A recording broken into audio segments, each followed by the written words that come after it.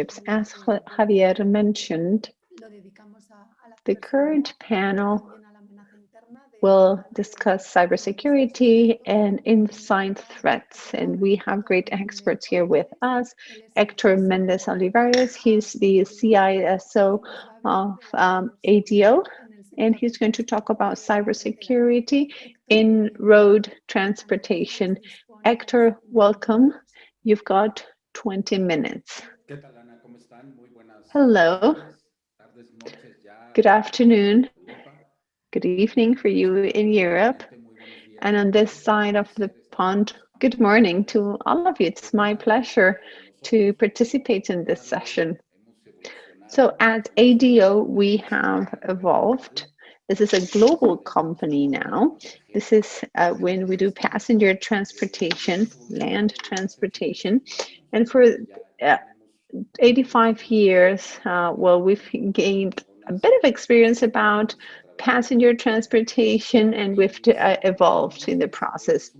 Sumamente interesante, tan interesante que incluso a nivel empresarial. As you correctly say, it's a very interesting subject, so much so that there is a work group that I preside involving all companies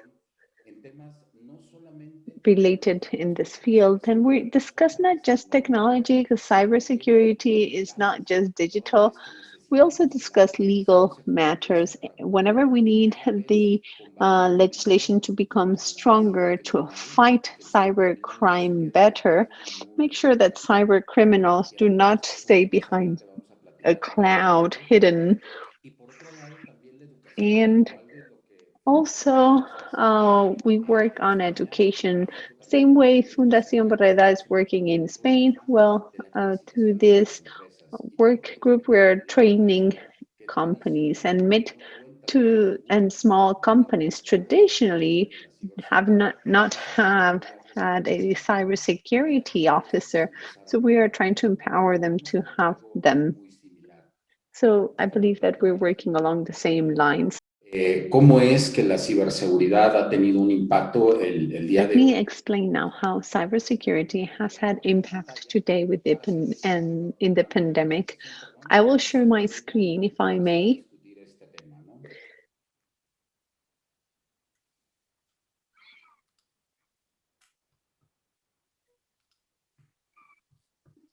Creo que ya se está viendo la presentación. Déjenme la pongo en modo completo. Perfecto. ¿Me confirman si la ven adecuadamente? Perfectamente. Okay. Muy bien. I understand you can see my screen right now. Great. So this pandemic is having global impact on each and every one of us. And transportation, as you heard in the previous panel, was heavily affected. Everybody had to shelter at home. So it was quite a challenge to continue to move people around, particularly doctors, nurses, cleaning staff. They all still needed to travel or commute, and therefore our commitment was huge. We had to collaborate to transport people in Mexico.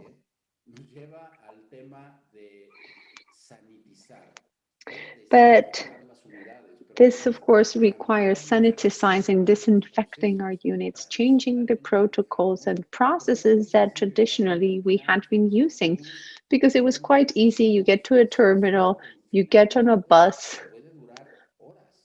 but you might be in a bus for hours breathing the particles. And if somebody is carrying the virus, that might be a problem. Detecting it, of course, is the first issue. And then how can we manage the back office? Meaning we had to take people to work from home a year ago. Everybody has been sheltering at home for a year now, and it's close to 3,000 people now. globally. And I say globally because we are operating in Spain, Portugal, Central America, and Mexico. And it's not only buses, it's also taxi cabs. We manage railways, the subway in Portugal, and local transportation. So this diversity becomes a huge challenge because each of these sectors has specific tailor-made needs. So globally, authorities have estimated that the economy will take a bit to reactivate in terms of transportation. But as a company, we must protect our operational staff. We must preserve transportation for people when they need it. And of course, we must do so safely, and so that when they onboard one of our units, it's perfectly disinfected in such a way that we minimize the risk. We cannot remove the risk completely, but we can minimize it so that passengers will feel safe.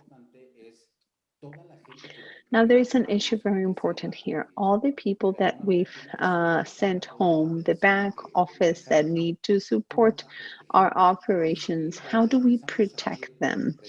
And this is where, well, we start to discuss cyber security. We talk about the cloud and technology, this is exactly where it kicks in. This takes me to a very interesting point. It's been mentioned as a fad, but I think it's a necessity, the digital transformation. This has to do with obtaining data from passengers to offer them better services, to offer them the best our company has to offer and suggest different things via mobile media, interacting via mobile. And people needed to see how we were going to bring the terminal to their home and how were we going to keep them abreast of the routes and everything. Because of this, the digital transformation that we had programmed gradually had to happen quite quickly. We had to approach our passengers so that they would get their ticket at home. And this takes me to two very interesting subjects, which is regulatory compliance globally has to do with personal data protection, and it has to do with protecting transactionality via electronic payment methods, credit cards, BCI, GDPR. These regulations verify that the transaction we are carrying out over the internet, a machine, or a phone is actually safe. Most importantly, how can I do so that the user data are also secure? La seguridad a nivel perimetral dentro de las instalaciones. We discussed some very interesting points on perimeter security in the facilities, but now we need to protect the digital identity of our passengers. This has become the way to go now, and cyber criminals seek our data, our identity, the amount on our credit cards, and the number of fraud during the pandemic has increased significantly. To that, we need to add the cloud. They're increasingly, well, people in a hurry, I must do it, and so on. And therefore, a lot of companies are starting to adopt the cloud. I don't want to say it's a fad anymore because it's become a need. Before the pandemic, it was a fad. And we'll talk about this later on. I don't want to take a lot of time right now on this. So as I said, Personal data is what cyber criminals are seeking. Where do we store these? Well, traditionally, when we had our installations on premise or within the organization, we were used to protecting them locally. But now on the cloud, with a third party, and we talk about software as a service, we must be perfectly sure that my user data are secure in the cloud. Now, this brings to the fore another great challenge because we're interacting with this information from the home office. At the back office, we have access, let's say, the commercial, marketing, financial departments, they need to review transactions, validate that transactions are correct, that they're not fraudulent. Part of cybercrime at present has to do with identity thefts and transactionality and our bank information because, well, that they found it quite useful.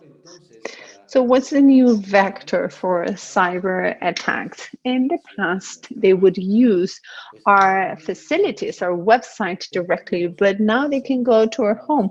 It's quite interesting. We just discovered that we have great website at home. We never thought about home office, and now it's a shared network. Initially, we are sharing the local network at home with our kids, with our wife or husband who are working, and we don't know what they are sending around, and it's an open network. We have we do it over Wi-Fi or Ethernet cable, but we are sharing the same network without restrictions, without the security measures that we had within the corporate network.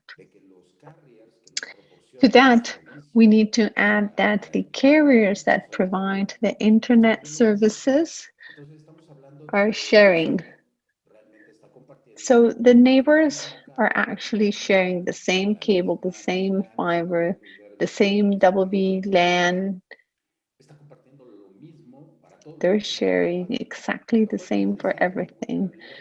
So that means that my vulnerability depends not just on my equipment, my partner's computer, or my kid's computer.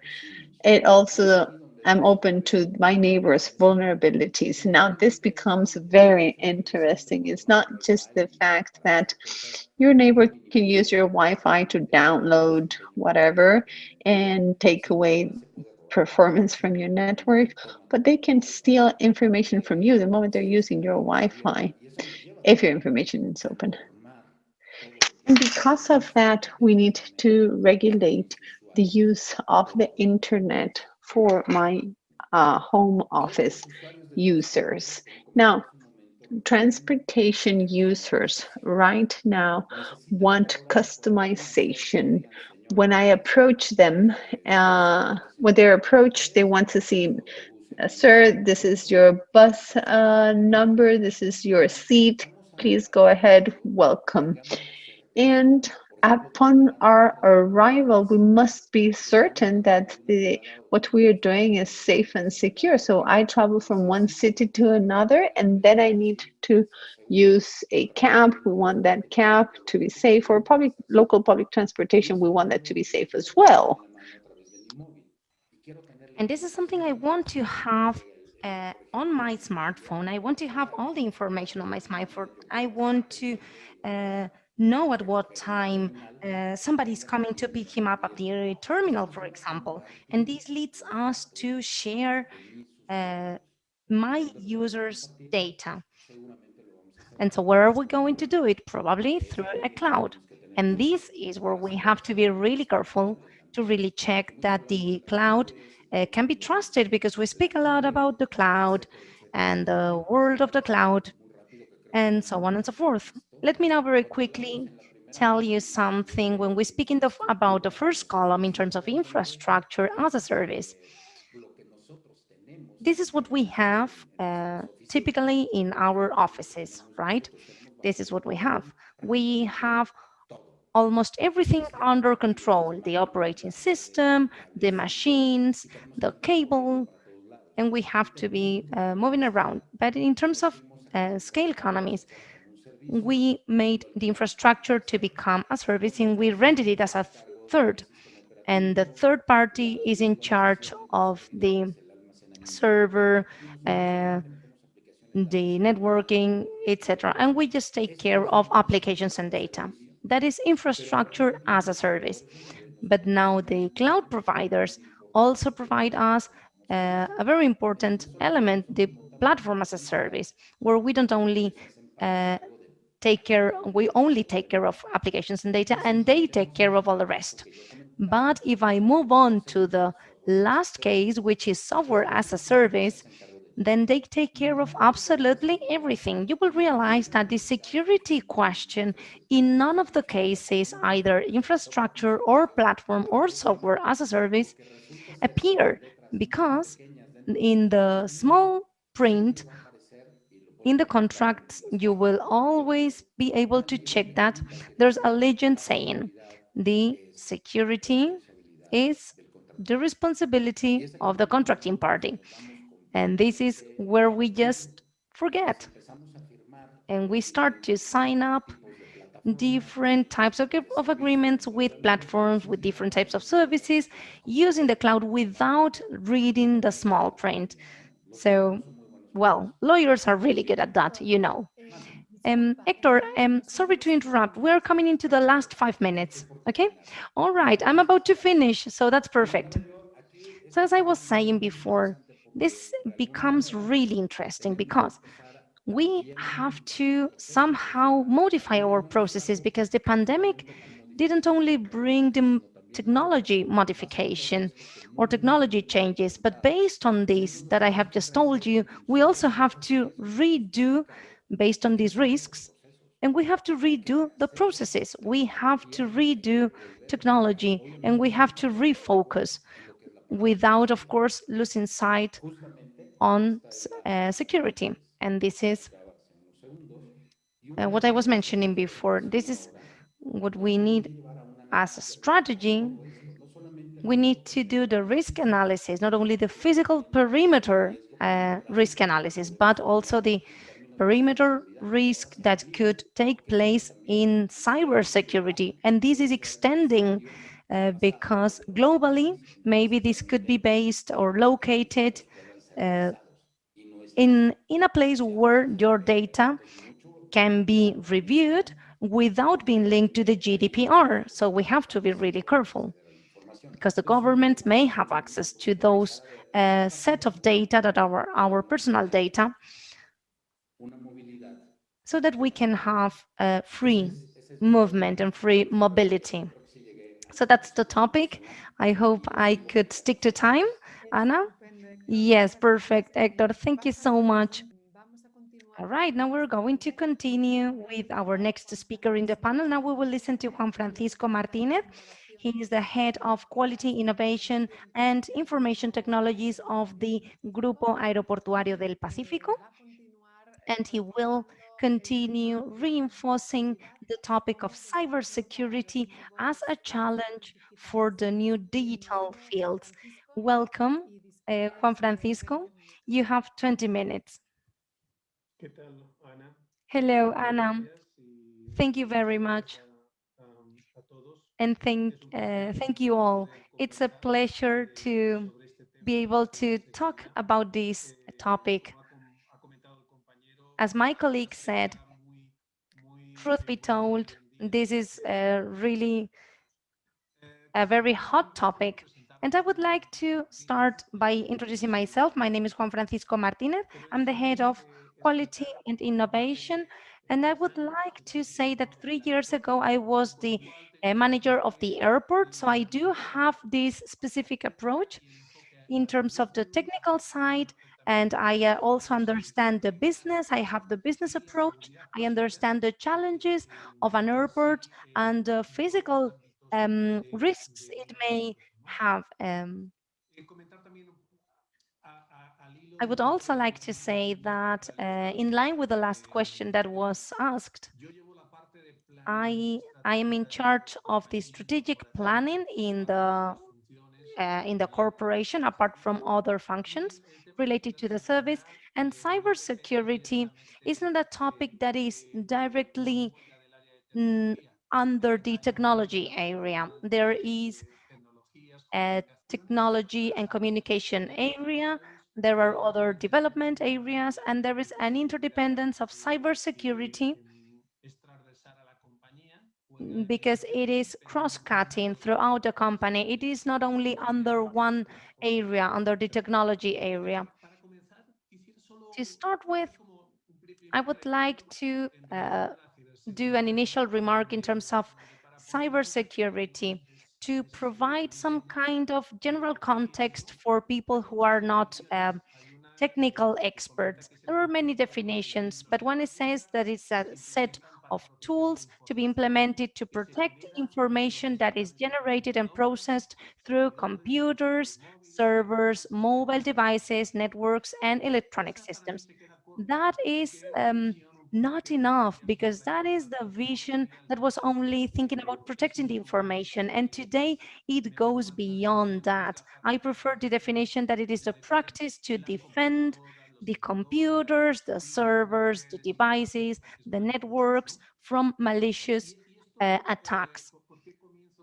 Why do I start with this definition? Because I think this is the basis, this is the essence of the two topics I would like to make really clear.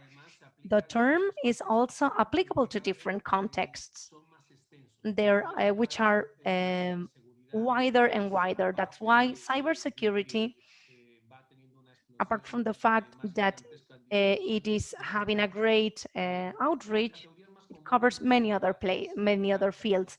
The most common categories is that there can be an attack against a network or the security of applications, or it can touch upon the security of information, the operational security, the recovery in case of disasters, etc. Well, what is the biggest challenge that I would like to speak about? The cyber threat units.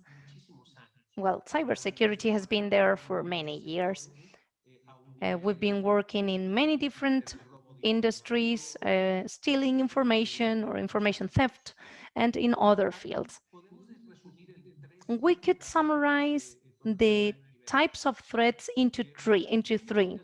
One could be the cybercrime, which includes individual agents or groups that attack systems to get financial profit. Another cyber attack could be compiling information for several purposes, political purposes, um, uh, spying, or cyber terrorism, which has the purpose to weaken the systems in order to generate panic or vulnerate controls. What is the main difference here? And these are the two elements I would like to emphasize. Digital transformation of many different elements that were not digital in the past. I am in charge, or I've been in this industry for more than 20 years, and one element that everyone knows in security is the CCTV, the closed circuit TVs. We had analogic cameras, and they had a cable structure independent to the network that were concentrated into systems where you could watch the images. They were like closed systems. And the digital transformation of this kind of equipment, with this cross-cutting transformation of integrating them with other systems to create an added value, opens up for more digitalization. And this leads to cyber threats or potential cyber threats. This is probably what I would like to emphasize, because we speak about many things, but what is really the challenge for cybersecurity in physical security through the risk of information theft or paralyzing the equipment or the equipment that is necessary to safeguard the security of transport, in this case, airports. And there's another point, digitalization. We should all understand that when you digitalize, you open the door to cyber threats, because that is a topic that is really unstoppable. It is here to stay. And the cyber crime, on the other hand side, is not a political issue. It has become into a commercial element. It's about financial profit. In 2019, it is estimated that the threats have been more than $1 billion dollars in terms of losses worldwide related to cyber attacks. So we just took a look at how to weaken the systems, or how they could weaken our systems to steal information for information theft purposes. But this new function of becoming a business, really, becoming a financial question, opens up to many new stakeholders or agents that want to interact, and that leads us all to a risk for our security, for the company's security, and for the society in general. As governments say, well, this in the area of our purpose as airports, I, as a manager, observe something specific. There is an unstoppable part, which is cross-cutting in terms of adding value, that allows us to analyze security, even physical security, through different elements. When you mix different types of cameras, biometry is also here to stay, and it is going to be one important element. And there's a part of the security of data, but when that is solved, it is really going to be unstoppable. It will be used as a facilitator, but it will have a disadvantage, which is the protection of those data and those elements. So we are working on the one hand side in close coordination with the security area of the airport, I mean physical security, including new technologies that are cross-cutting and that are all intercommunicated to add value and to add intelligence to the business. And we also have the challenge, as I said before, with these elements that are already connected to a network and are already part of that risk or cyber threat.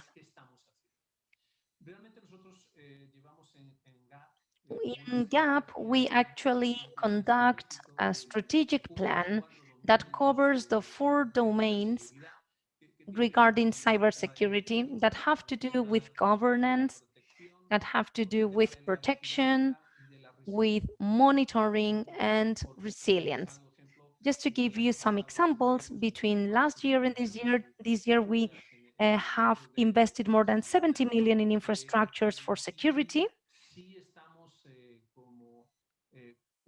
And we have a great awareness about the fact that we need to be focused in something that we were not focused on in the past. We are focused on administrative issues, traditional systems, financial systems, operational systems, but the physical security systems are more and more interconnected, as I said before, and this generates interesting challenges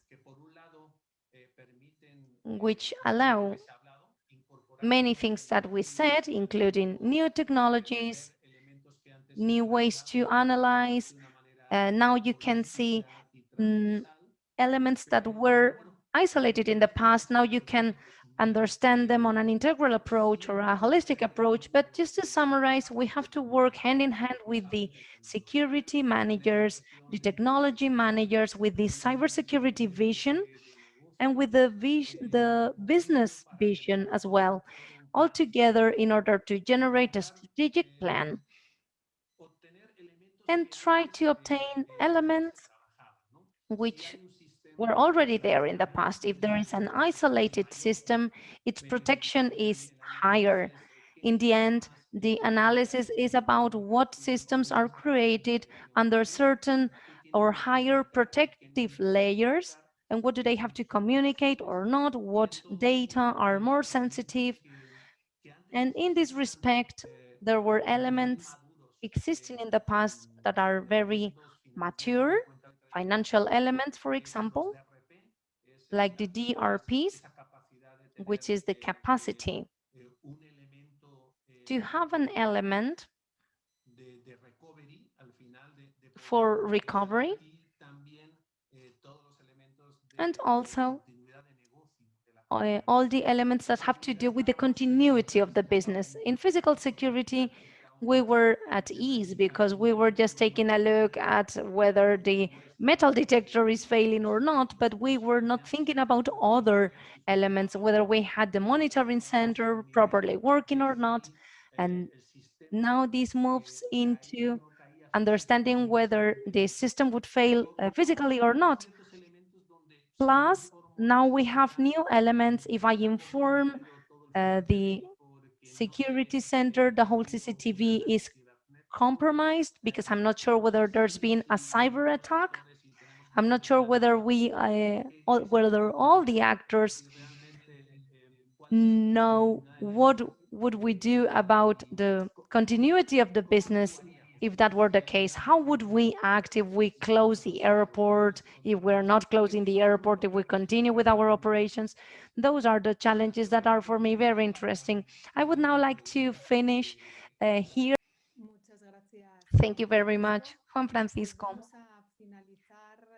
We will now end this panel with Cándido Guillén. He is the head of Regulation Service of AVSEC in the National Air Security Agency. It's a privilege for me to know him for more than a decade. He is a collaborator in the projects that we carry out about airport security in the Borredá Foundation, and it is a privilege to have him today.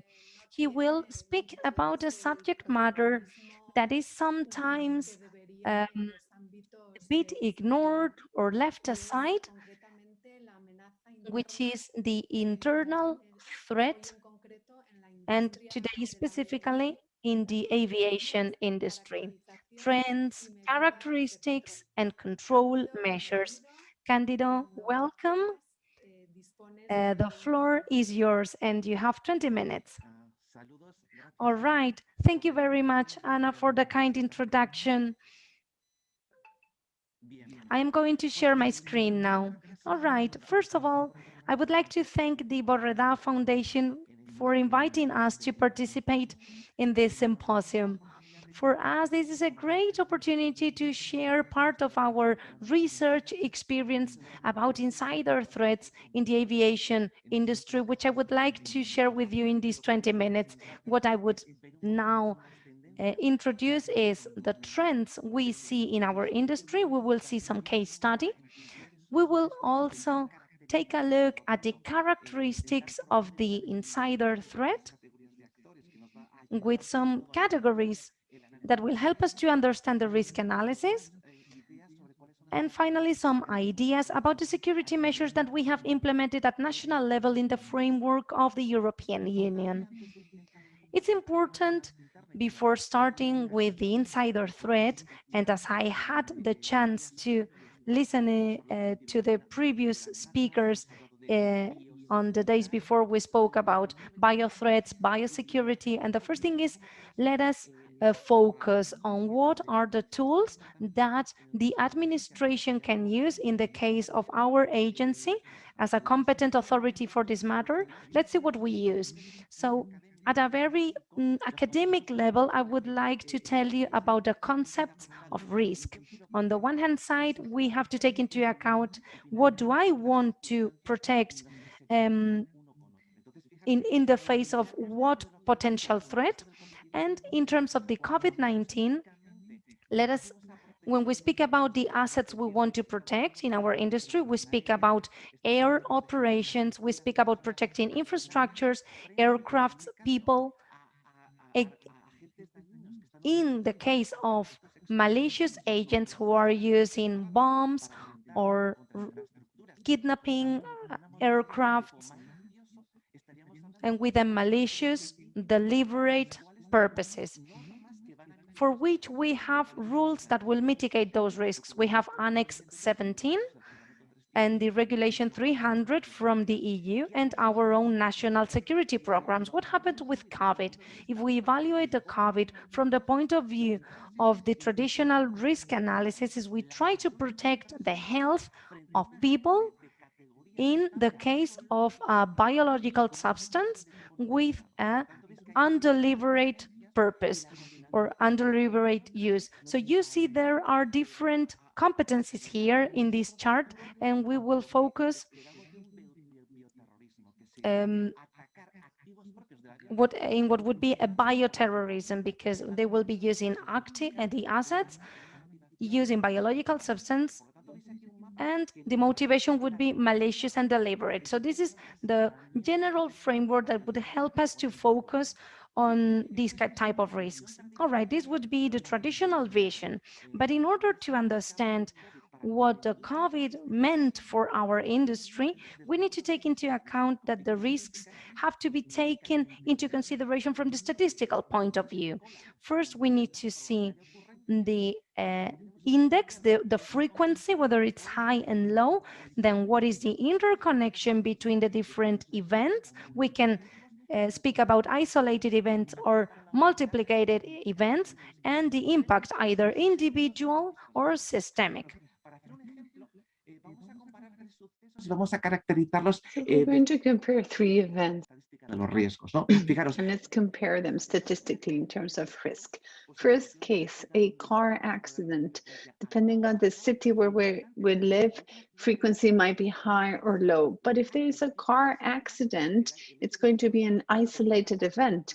The fact that there's a car accident somewhere in the city does not necessarily mean it's going to be replicated in the city or the country. Plus, it's individual. It affects me as a driver and the other vehicles surrounding or people surrounding the accident. September 11, it's a very specific type of event. It's low frequency. It's a black swan type of event. It's isolated. There were not attacks to civil aviation elsewhere in the country or the world, but the impact was exponential. It did hurt tourism, the global economy, etc. Now, this is a very interesting one. This is somebody who's down with the flu. We would say it's highly frequent. In the winter, it's possible to have the flu virus. It's interconnected. The fact that I interact with my colleagues at work, or I go to the gym, or I have some coffee, I might spread the virus around, but it's individual impact. The harm is not exponential for mankind because there are tools to cut transmission of the virus. And then COVID, this is the main characteristic of COVID.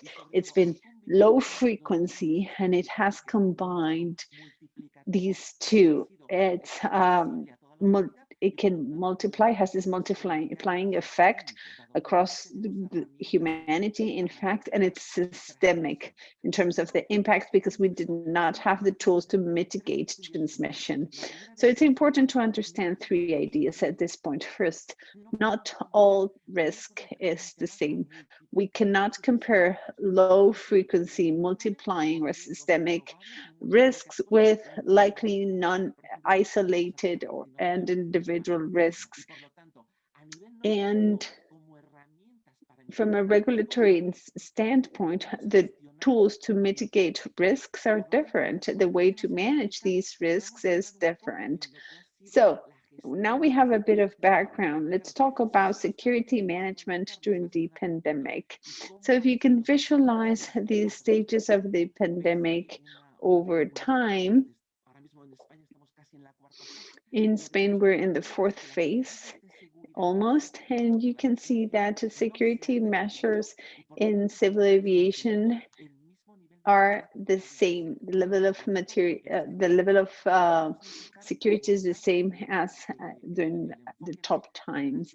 And we're going to start talking about insider risks in our industry now. Let me share some of the research my team did to understand some recent events in the aviation industry. This is a case of 2015 when this aircraft was destroyed by Daesh on flight. 224 people died in this accident. We want to understand what was the security breach that enabled these terrorists. So an employee had this improvised explosive in the aircraft. In 2015, once again, an aircraft exploded because a pilot deliberately crashed it in the Swiss Alps. He had depression and some psychical issues, and he had not been loyal to the company. He had come to the gate to fly this flight. In 2012, another significant example. 3 flights from Delta Airlines, well, there were reported that there were needles inside their sandwiches. Several passengers reported that. So what was the vector of the attack? It was an employee of the catering company who had needles to protest against the exit or dismissal policy of the company. And then another example, in 2013, in the Brussels airport, there is a theft. They steal 38 million euros, and in only 15 minutes, 2 cars from the police come into the airport platform, and these diamonds were stolen in a regular flight.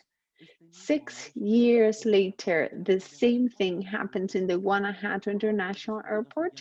There is a theft worth 2.2 million, and in this case, they used handling vehicles from the airport.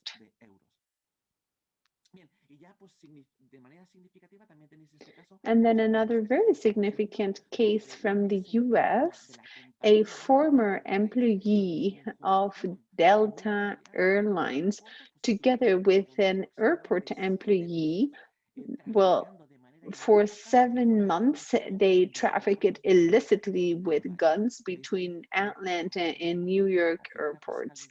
This is a picture given by the fiscal district office at Brooklyn showing the guns confiscated. And like I said, they trafficked for 7 months.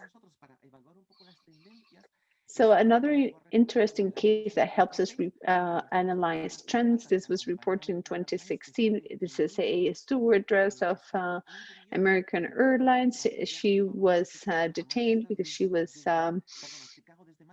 drunk. She was going to fly from Chicago to Manchester, but during the security flight demonstrations, she was under the influence, and then she was detained. And then in terms of security, this attempt to destroy this aircraft in 2016. It's the ADO Airlines. What was the security breach? Well, in this case, an employee entered a critical area with explosives and gave it to a passenger when boarding. There was a mistake when executing the attack, fortunately, and the pilot landed the aircraft. So once we see these trends, we need to identify why an employee within our organization might have the motivation to commit this type of crime. So there are 6 types of motivations. Some employees are convinced they have a violent or terrorist ideology and they will participate in this type of event. Others do it for financial reasons. They want or need money. Particularly now in times of COVID-19, we could identify insider threats in Latin American airports where we have drug trafficking. Also, let's say we have a user or employee who's not happy with the company and wants to harm the company reputationally, some sort of vengeance. And then it's a matter of ego. They just want to prove how smart they are and how they can outsmart the company. We also have psychotic profiles. They're mentally unstable, but they can execute their plan. And then we have those who are coerced to do or say something against their will. So here you have the features of the different actors, agents we can find in our airports and airlines. We have lousy workers. This is a clear weakness in the security culture of our industry. A worker who ignores security policies, a worker who just cannot be loyal to the company or the airport, cannot abide by the protocols. Then we have the insider agents recruited outside to inflict harm in our industry, discontent employees, malicious workers, and then something very important, the outsourcing. At the airport, we have security contractors, cleaning contractors, handling, and so on. And of course, they open the way to threats. So look at this. This is quite important because this determined what were our goals to regulate the rules we were going to use to mitigate this type of risk. So based on the events we were exposed to, we had to rate them in terms of malicious or non-malicious. Within malicious, we have terrorist, criminal, dishonest, and then non-malicious, ignorant, and complacent. So virtually, we're going to do a case study now. Let's try to rate the first one, Metrojet. Remember, that's when an aircraft exploded in flight. Well, in this case, it's a terrorist attack, right? That's a motivation and it's malicious. German wings. Remember, it's the pilot who deliberately crashed the aircraft in the Alps. It would be a dishonest person because that pilot flew against the health safety policy of the company. The needles in the sandwiches, in this case, it's once again a dishonest behavior on the side of an employee. Armed trafficking, this is criminal, malicious. The theft both in Brussels and Guanajuato, criminal, malicious again. The stewardess under the influence, this is a complacent, non-malicious behavior. She was not aware of the limitations alcohol had on her, and she could not carry out her job competently. And then we have the ADO Airlines attempt which has failed. So